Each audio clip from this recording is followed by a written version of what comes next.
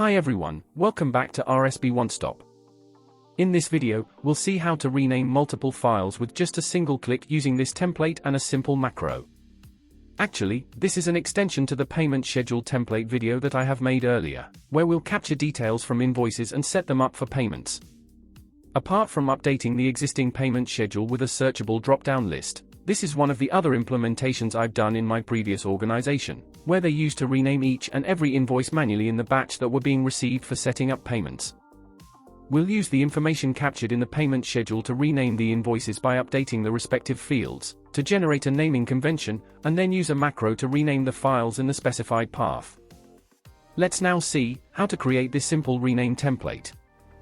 First, create the following columns for path: supplier name, invoice number, invalid character check, currency, amount, ISO code or symbol, invoice date, format, current file name and new file name. You can change the columns as per your requirement and purpose. Now, copy the complete path of the files that needs to be renamed. You can either right-click on the selected files and select Copy as Path, or use the shortcut key Ctrl+Shift+C to copy the path of the files and paste it in the cell A2 of Renamed template. Get the required data into the appropriate fields from the payment schedule, or as per your case, to generate the new file name. Having invoice date is optional for certain clients. If required, do also select appropriate format as required. Now, let's take a look at the formula to identify invalid characters in invoice numbers in column C and highlight them using conditional formatting. First, create a named range with the invalid characters that must be identified in invoice numbers.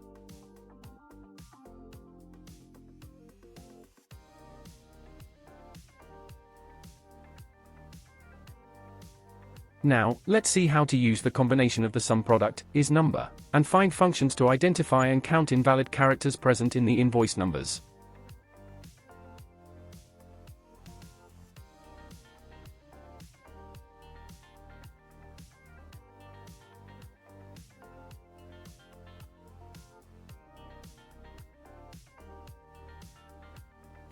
Then, we can use the if function to define what to do if any invalid characters are found and what to do if not.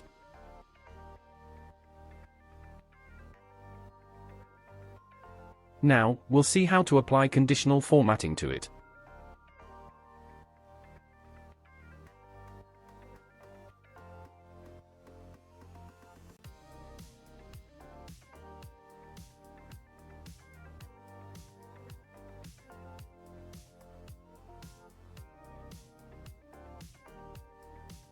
Let's now see how to create a drop-down list for ISO code and currency symbol selection.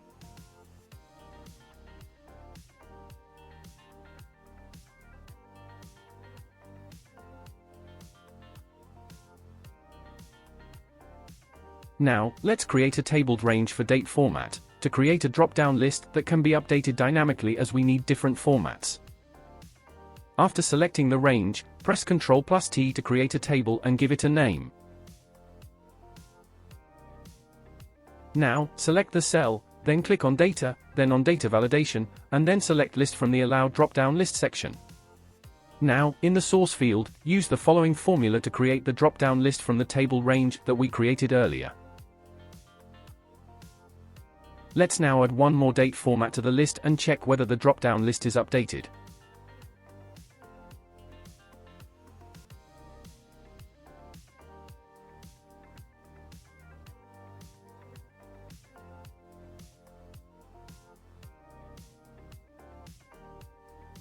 Now, let's see how to get the current file name from the path, to ensure that we are renaming the correct file, using a combination of functions like mid, substitute, find, write, len, and finally, if error to show blank if there is no path. First, we will use the substitute function to identify the backslash before the file name and replace it with the wildcard character asterisk, to allow find function to find its position.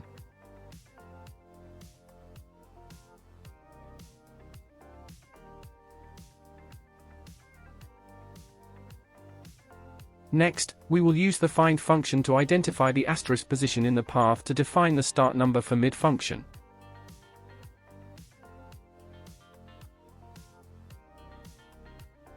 Now, I will use the mid function to get the string from the start number in the total path.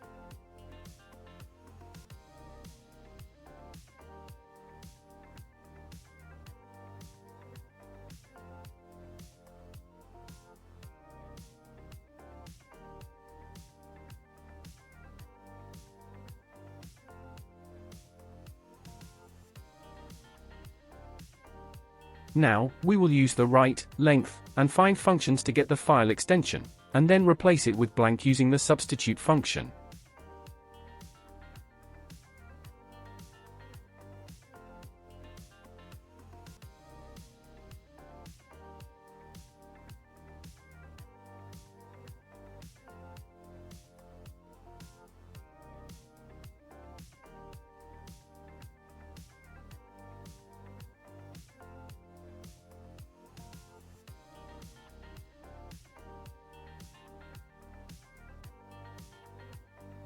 Lastly, we'll use the ifera function to return blank if the path cell is empty.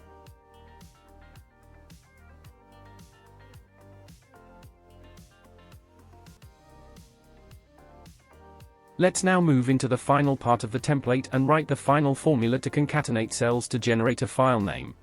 Here, I am using ampersand symbol as I prefer it over the concatenate function. If you have an Office 365 subscription, you can use the text join function, which is more efficient. I also have the habit of using a space between quotation marks to refer to a blank or space, but this is actually not necessary. You can simply use two quotation marks to refer to a space. We are using the VLOOKUP function to return the currency symbol or ISO code, depending on the option selected from the drop-down list on cell G8.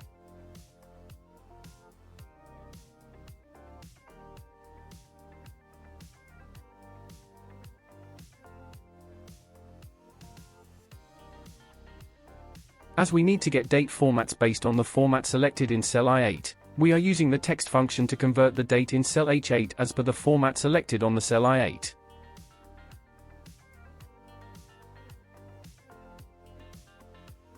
As the invoice date is optional, we are using the if function to generate new file name, if the date is provided, and if not.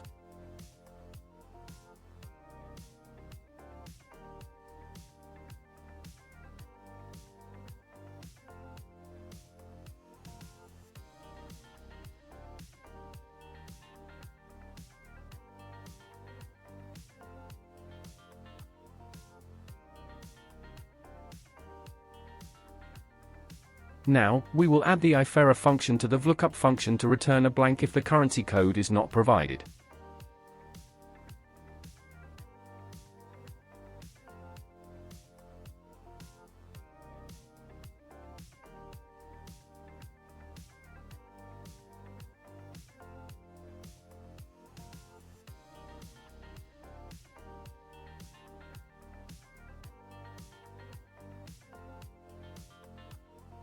Now, let's add the if function to not display the new file name if the invoice contains any invalid characters in it, and return an error message to fix it before proceeding.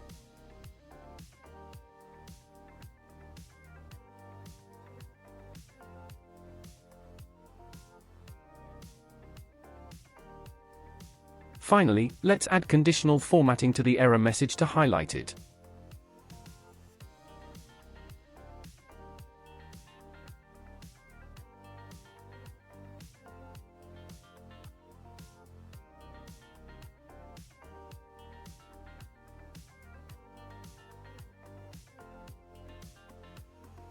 That's it, we are done with the template part. Now, let's have a quick look at the macro and see how exactly the code works by going through each step of the code.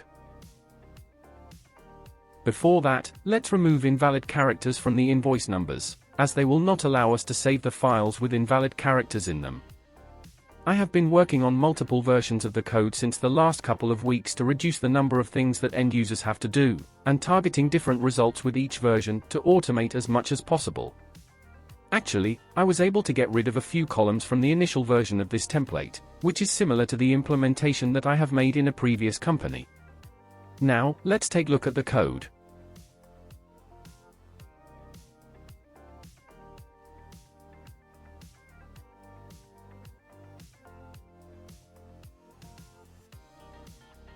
Let's look at the first version where it creates new folder and rename files until it finds a blank cell in between and exits.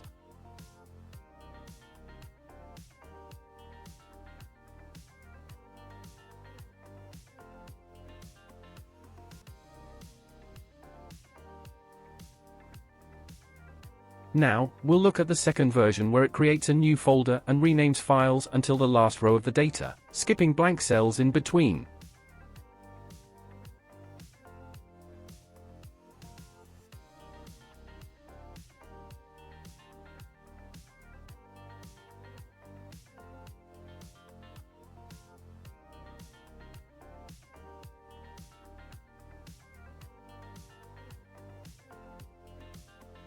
And the final version directly renames the files without creating any folder.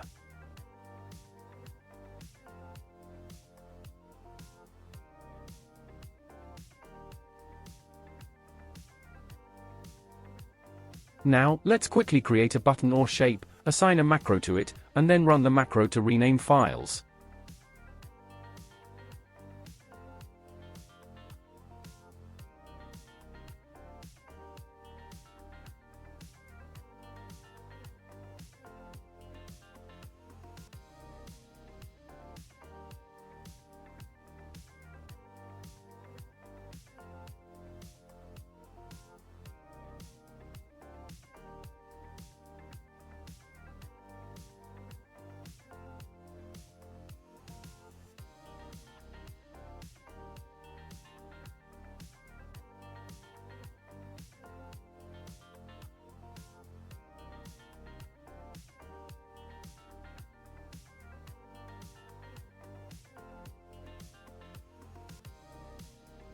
Now, let's test the macro.